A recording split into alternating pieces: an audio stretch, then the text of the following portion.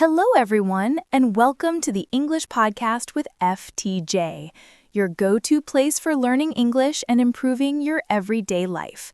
I'm Jennifer, and as always, I'm here with my amazing co-host, Jack. Hey, Jennifer. Hey, everyone. I'm so happy to be here today. How are you doing, Jack? You look a little, tired today. Long night? You got me. Yeah, I stayed up way too late, scrolling through social media. You know that feeling when you just say one more video and suddenly it's 2 a.m.? Oh, no. That's totally me sometimes. So what happened this morning then? Honestly, it was a total disaster. I overslept, rushed to get ready, skipped breakfast, and then got stuck in traffic. I was stressed, hungry, and almost late to record this podcast. Oof, that sounds rough. When your morning starts like that, it really sets the tone for the whole day. Exactly. It's like once the day begins in chaos, it's hard to recover. And that's exactly what we're going to talk about today. How to build a morning routine that sets you up for success. Yes, a good morning can totally change your day and even your mindset.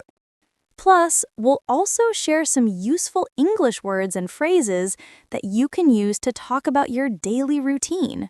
So grab your coffee, sit back, and let's make your mornings and your English a little better together. So, Jack, let's start with the big question. Why do mornings even matter? That's a good one. You know, a lot of people think mornings are just another part of the day, but actually, mornings set the tone for everything that follows. Right. It's like when the first thing in your day goes wrong, it affects everything else. Exactly. I always say mornings are like the first domino. If it falls smoothly, the rest of your day follows nicely. But if it falls the wrong way, everything gets messy. I love that image, the domino effect. It's so true. When I start my morning calmly, my whole day feels productive and organized. Yeah, but when I rush through my morning, I spend the whole day playing catch-up, just trying to fix what went wrong earlier. Same here. And you know what? For English learners, mornings are actually a golden opportunity. Oh, really? How so? Well, in the morning, your mind is fresh and clear. Even just 5 to 10 minutes of English practice can make a huge difference. True. You can read a short article, review vocabulary, or listen to a podcast like this one before the world gets busy. Exactly. That quiet, peaceful time can be your secret weapon for learning. So basically, mornings matter because they give you control. You decide how your day begins, and that shapes everything that comes after. Beautifully said, Jack.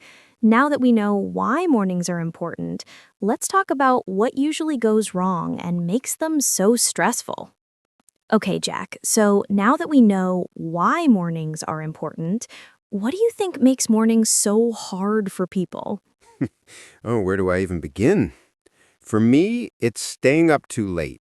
I tell myself, just one more scroll, and suddenly it's 1 a.m.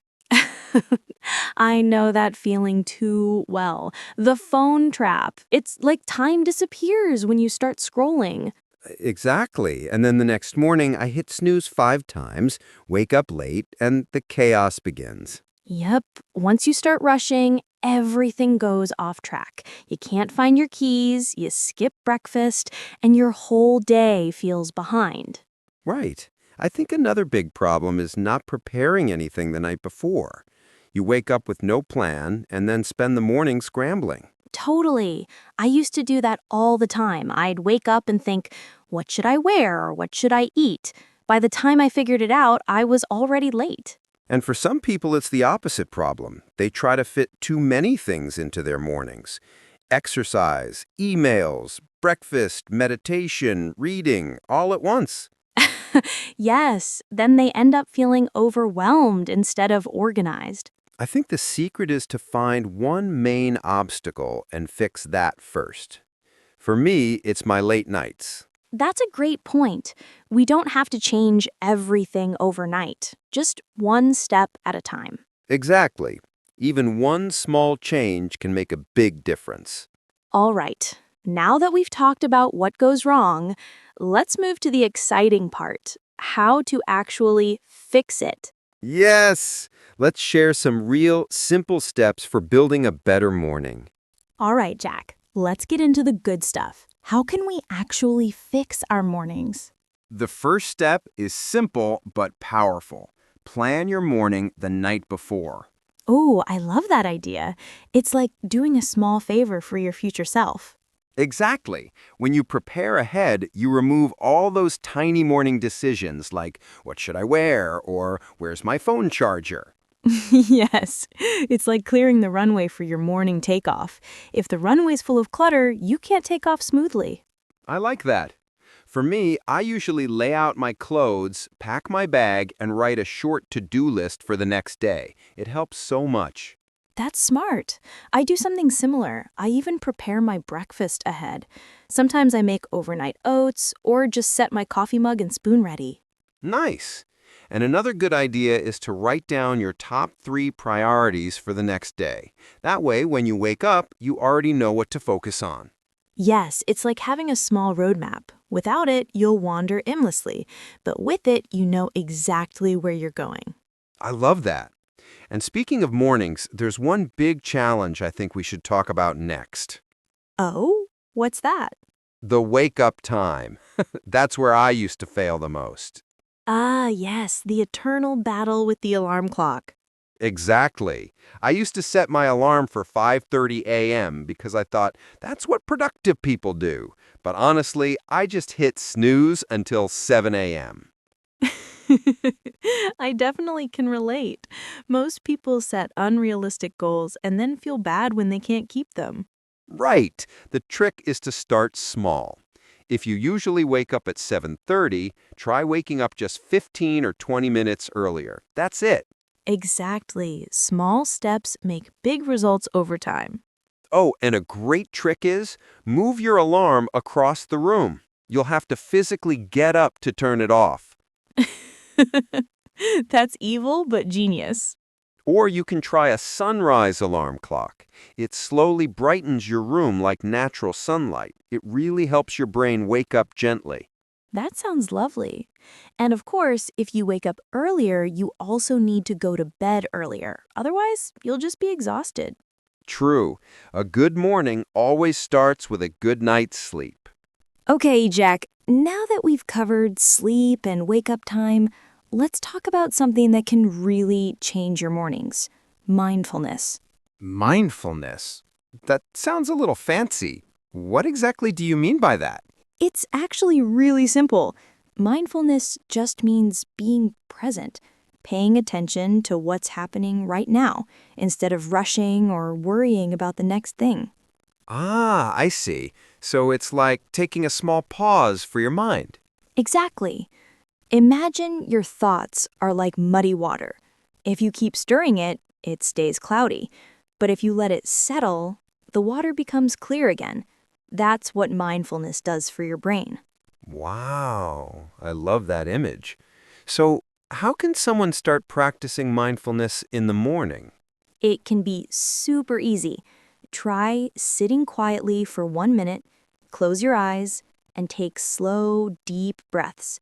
Inhale for 4 counts, hold for 4, exhale for 4. Even hearing that makes me feel calm already. Right? Or you can do a quick morning reflection. Just think of one thing you're grateful for. Or say a small intention like, I'm ready to learn. Or I'm calm and focused today. That's beautiful. It's such a small thing, but it really helps you start the day with the right mindset. Exactly. And mindfulness doesn't have to be long or complicated. Even 1 minute can change your mood for the whole day. Totally. I think after mindfulness, the next best thing we can do in the morning is get moving.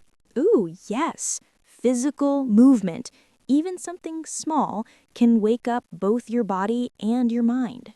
Right, and don't worry, we're not talking about a full workout here. Just stretching or walking a little is enough. Yeah, no one needs to run a marathon at 7 a.m. Exactly. Think of your body like a computer in sleep mode. Moving around helps it power up. That's a great way to describe it. You can do some simple stretches, walk around your home, or even dance to your favorite English song for a few minutes. I love that. Dance and learn English at the same time. That's a fun way to start your morning.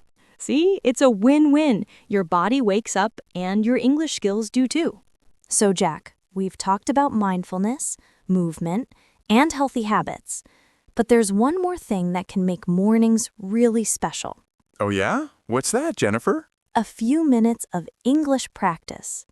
Just imagine learning a little every morning before your day starts. That's such a great idea. It's like giving your brain a warm-up, just like stretching your body. Exactly. You don't have to study for hours. Even 5 minutes of listening to an English podcast, maybe this one, or reading one short paragraph can help. Yeah. And if someone does it every day, it becomes a habit. And small habits create big results over time. Right. Remember, progress is not about doing a lot in one day. It's about doing a little every day. Totally agree. Even repeating one new phrase every morning can make you feel confident. Yes. And the best part, when you start your day learning something new, you already feel successful. That's so true. It's like saying, I've already achieved something before breakfast. Exactly. And if you ever skip a day, don't be hard on yourself. Just start again the next morning, fresh and ready. Because every morning is a new chance, right? Yes. Every sunrise is a new beginning. I love that. Jennifer, I think I'm actually excited to wake up early tomorrow. That's the spirit, Jack. So, friends, if you're listening to us, try it. Create your own small morning routine. Start with one thing, maybe a smile, a stretch, or listening to English Podcast with FTJ. And remember, your morning shapes your day, and your day shapes your life. You've got this. See you next time on English Podcast with FTJ.